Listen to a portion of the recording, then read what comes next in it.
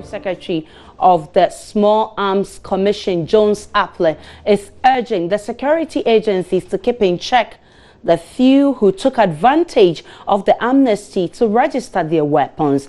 A month-long amnesty expired at the end of September, with less than 1,800 out of 1.2 million illicit weapons estimated to be in the system being registered. Even though this represents less than 1% of the target, Interior Minister Prosper Bani declared the country safe after the amnesty program. Today, I can say that citizens of this country are safer by way of having 1,796 weapons being registered or being re-registered. It means that the police service or the security agencies have a record of these legal firearms in circulation in this country. I would want to say that any weapon that gets out of the hands of any rogue person is a life saved or an injury prevented. So that is the crux of the action that we need to manage and control our availability of weapons in circulation in this country. The law provides that citizens can possess weapons. Citizens above the age of 18 with sound mind and have the ability to possess or procure the weapon and can keep it safely, can procure it, license it, and use it for legal purposes. That is what the law says. If the security agencies, after this amnesty, finds any weapon in the possession of any individual or citizen that has not been registered or re-registered, that person will face the full rigors of the law. But Executive Secretary of the Small Arms Commission, Jones Apple, believes the situation can be brought under control if those who took advantage are encouraged to continue renewing their weapon permits. He joins us in the studio for more on this. Mr. Apple, welcome to The Pulse. Thank you very much. Experts warned and they foresee, there was an alert that you may not be able to achieve your target for this exercise, but you were so sure of achieving your target. What happened? What went wrong? I'm not too sure whether the experts were raising issues about the strategy that were being used, or whether we will achieve our objectives or not. I've said on a lot of platforms that there are various strategies that you use in managing and controlling illicit weapons. And one of them is what we deployed and what we thought was the most effective strategy for Ghana. As I've indicated in a lot of cases, we have what we call the weapon buyback. We have the community for development. We have amnesty. If you look at the circumstances in which we are, where we have reached, the best strategy for us was the amnesty. The amnesty, a lot of people felt that the amnesty was a weapon collection exercise where you expect people to bring their weapons and you collect them. But this is just a weapon urging law-abiding Ghanaians to take their weapons and get them registered for them to be known to law enforcement so they will not abuse their weapons. You know, the research shows that when these weapons are registered, people don't loan their weapons, as we're hearing that people loan their weapons to armed robbers, etc. So that is what we sought to do. And so if you say the exercise is successful or not, I'm not too sure, because we all know what one gun can do. If you've heard of the Orlando shooting, etc., where one person can kill more than 50 people, then you know that taking 1,800 weapons out of the illicit market it's a big achievement. That was even less than 50% of your target. Oh, that's yes. not encouraging. No, it depends on, no, you can't say. One life lost is one too many. And so for me, if one weapon is even recovered, it's a feather in our cap. I mean, if one weapon is licensed, and we were lucky to have 2,000. What has happened is that you have taken a potentially deadly weapons that were unknown to the security services. You have taken them from the illicit market to the illicit market, or to law enforcement attention. And so you are sure that your country is safe. You have addressed your public safety. Now, let me address some of the concerns that a lot of people have with the Kofi Annan Center, etc. People are worried about whether we will be able to get the criminals to register their weapons. Now, let me say, Ghana is not like America. We don't allow army-type weapons to be owned in Ghana. And so, if the expectation of those experts were that we will get the criminals, the people who are holding the AK-47, the D3, and then the military-type weapons to come and register, then I'm sorry, they won't come. We will use other strategies to get to those categories of persons. And I believe that we have seen a lot of those things already in the system. I mean, immediately I can mention about 2 or 3 incidents that have happened in Kumasi recently, where the security agencies, based on tip-off, etc., have been able to get to where the criminals are, and they've retrieved large cache of arms. Like this last September, what we saw, almost about 69 AK-47 being retrieved from one person. So, first of all, those military-type weapons, the criminals know when they bring it, they will seize them. If somebody also has a locally made weapon, he knows when it comes, they will seize them. And so, those category of persons, and that is a lot that we have in our system. In fact, the police records suggest that 80% of exhibits that they pick at crime scenes are the locally made weapons. And so that is a whole story, and that's a whole debate that we have to engage in another time. But for now, the exercise is for law-abiding people, and we know the criminals will not come, but we know how to get to them. So should we be worried that we still have 1.19 million weapons in the system, even though the Minister for the Interior is assuring us that everything is okay?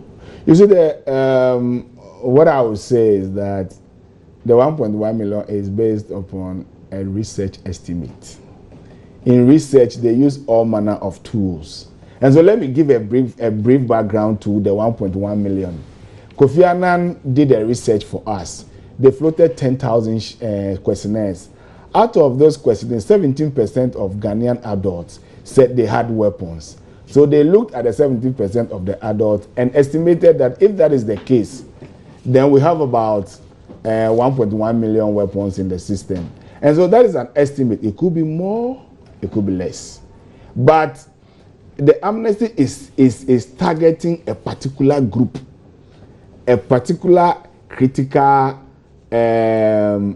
stakeholder. That is the people who have weapons or who are in possession of weapons innocently. They don't know. Somebody lives in America, he lives in London, he's relocating, he brings his gun, he doesn't know that he has to go through that in order to get a license. That is the essence of the amnesty. It is just to allow law abiding. So for us, we are happy that at least some quantum of weapons have left our illicit market, and at least now we know they are in our system and we know they can be controlled. But 1.19 million, this figure is almost the same figure that triggered this amnesty exercise. So one would say we haven't made any headway. No, we have. As I've said, it depends on, I don't want to say that it depends on where you stand, but I'm saying that one life lost is one life too many. And so it depends on, if you know what one weapon can do, then you know what collecting 2,000 weapons means. You understand? So we should not look at the figure and say that, look, 1,800 weapons, and so we have failed. In any case, as I've explained, if we have 1.1 weapons in the illicit market, you are not going to solve all those problems using amnesty.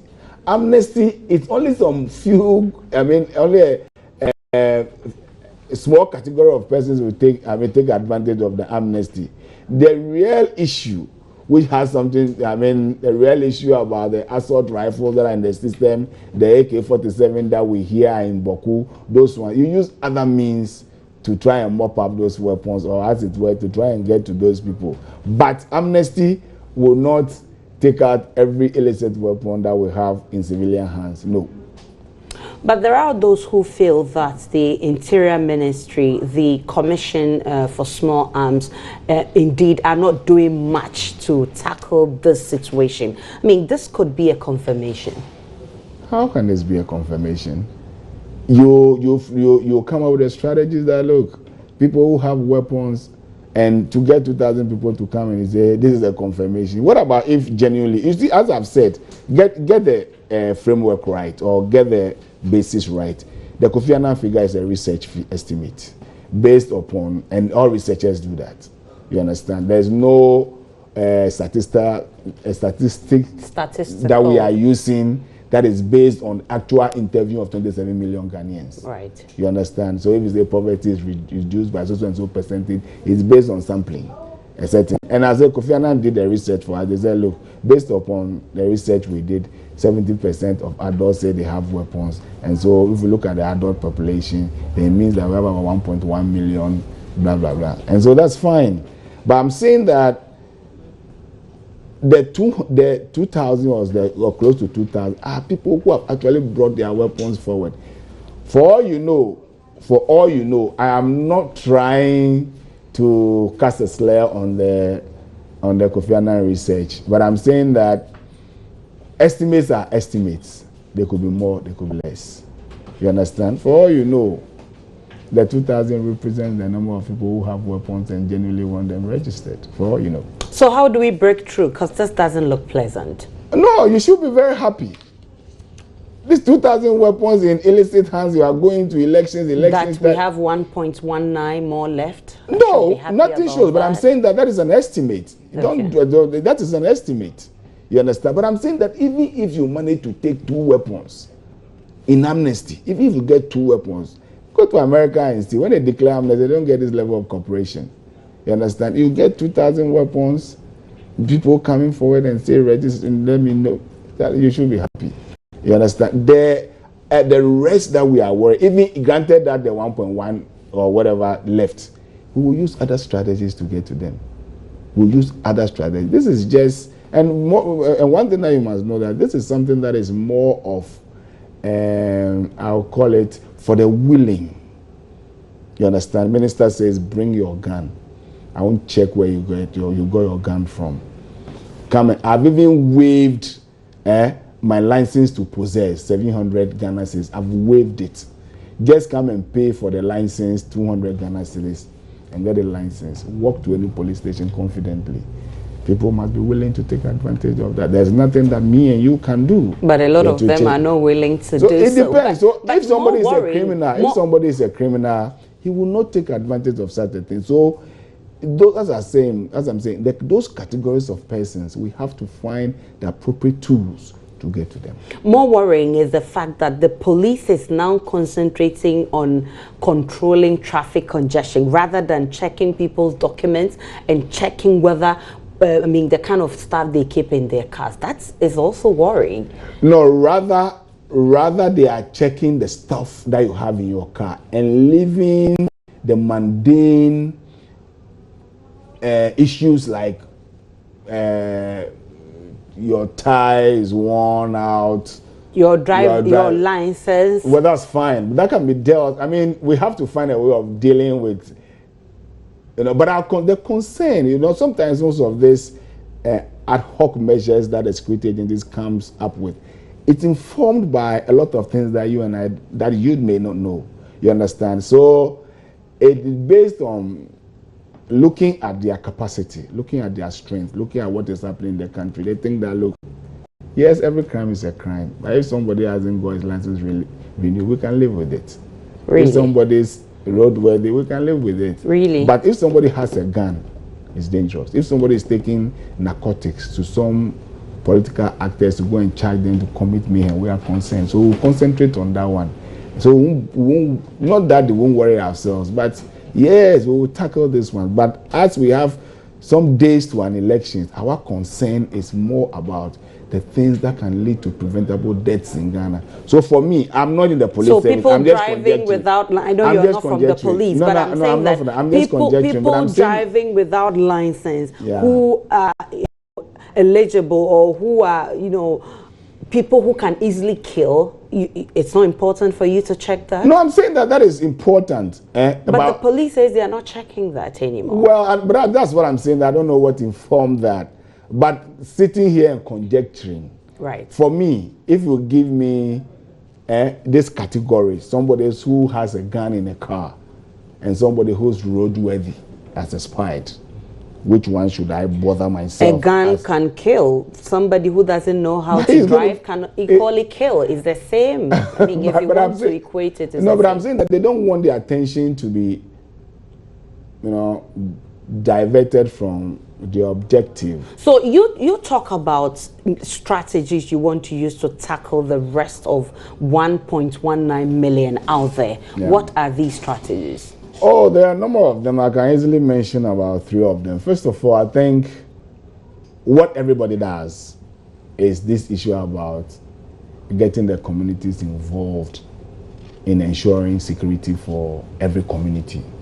As you have heard many times, every security couple will tell you that security is a shared responsibility.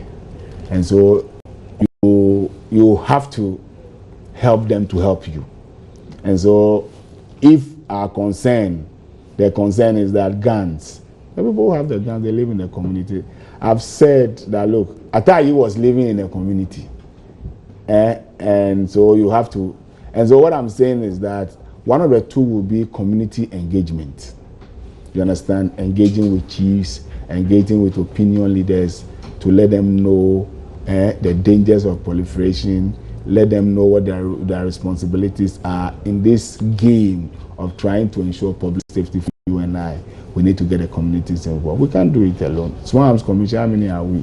How many is the police? The police service, I believe, is less than 30,000. But they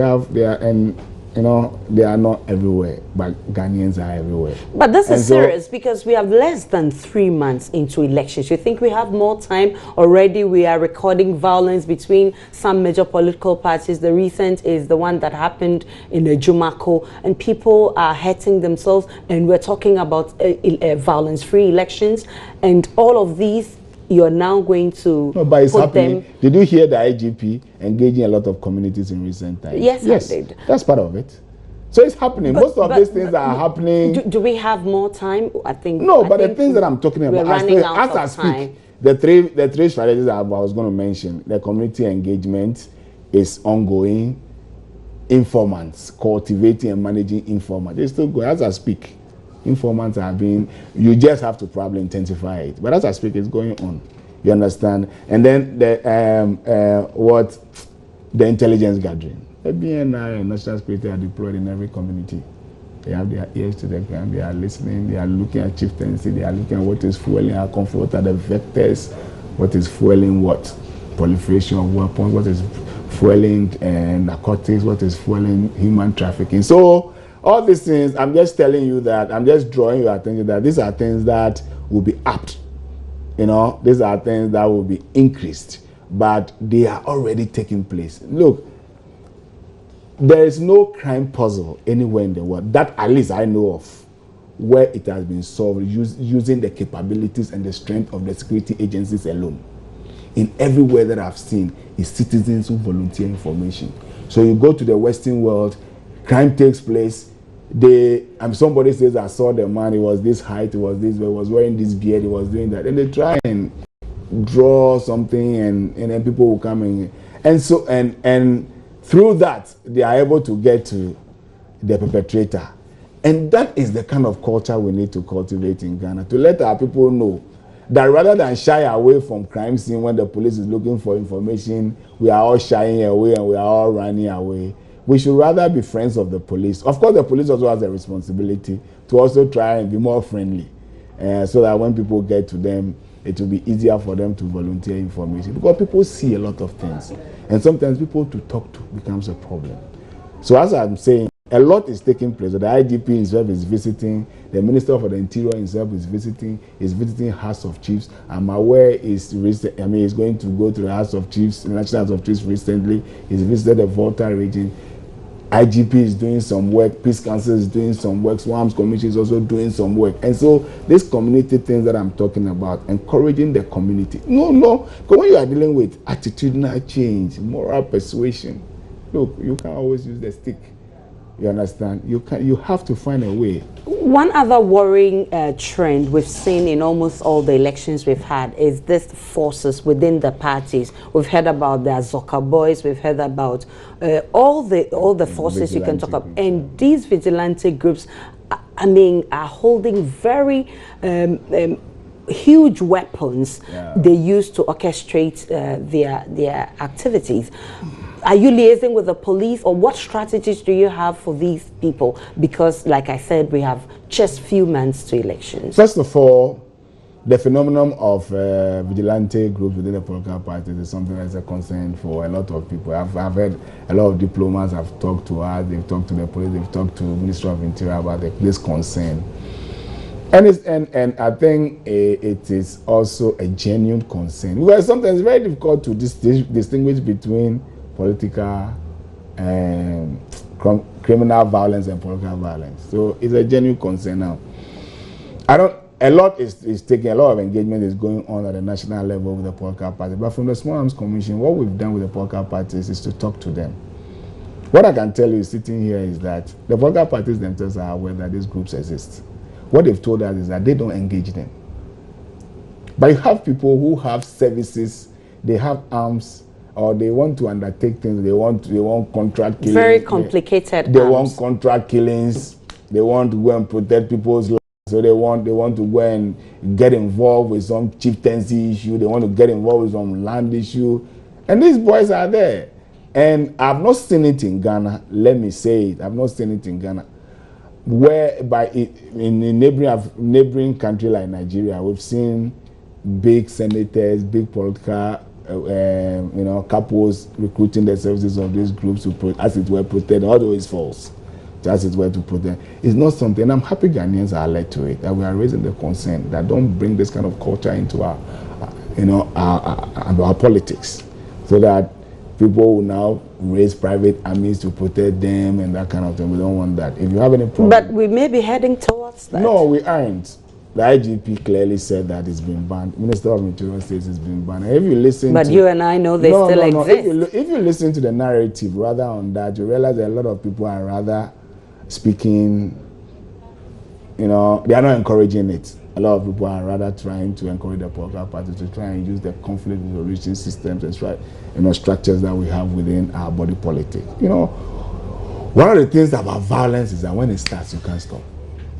And the political parties are aware. They must have Ghana. They are big men. They must have Ghana to rule over us. So they are aware. They are bigger stakeholders. They must have Ghana in order to rule over us. You understand? And so I don't think that it is in their interest to foment trouble using some of these armed groups. You understand? So I'm happy Ghanaians have spoken about it. The political parties themselves, they've heard it. So I'm sure as at now, they themselves are shunning and abhorring them.